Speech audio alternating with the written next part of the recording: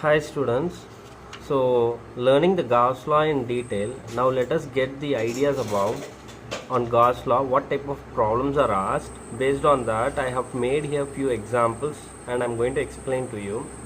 Now, first one, the examples based on Gauss's law. The first one is a dipole. We already know what a dipole is, that has an equal and opposite charges separated by small distance. Now, here you can see that this light green colored boundary is the Gaussian surface.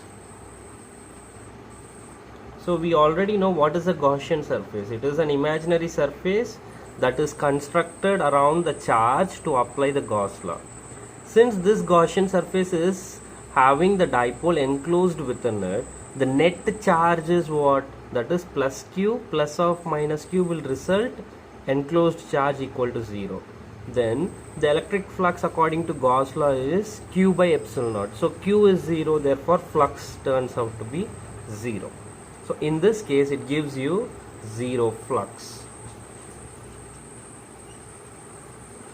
Similarly, if you see within any Gaussian surface there are number of charges, then add the magnitudes of the charges, plus q plus 4q, that is plus 5q, and here you have another charge which is minus 5q. On adding all of them you get the net charge as 0. In this case also the flux is 0. Okay.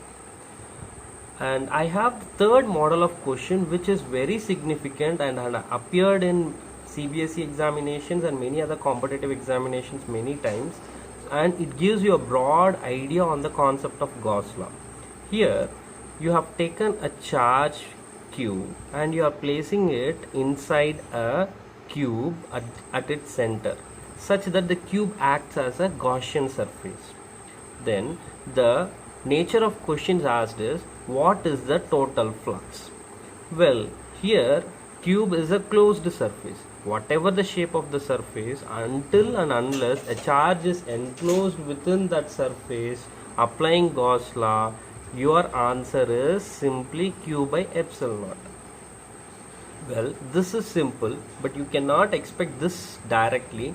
Rather, the questions are asked, what will be the flux through any one of the phase? So overall in the cube you will have 6 phases. So 6 phases will be equally shared with this q by epsilon naught. Then through one phase it will be 1 by 6 of q by epsilon naught. That's why you have q by 6 epsilon naught. Whereas if the question is asked for any corner, so this is a corner, this is a corner, this is a corner.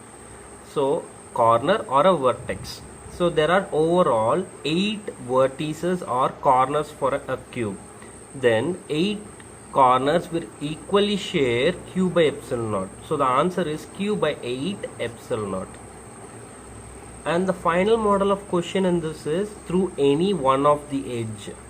A cube has overall 12 edges. So this is an edge, another edge, edge, edge. Edge is something where the two faces have the common side. So therefore the edge flux is q by 12 epsilon naught. So you have understood now what is the model of question that can be asked. This is a very direct and simple concept, but a little bit of application is very much necessary. So for your understanding and practice, I have taken here 2 questions that are significant enough.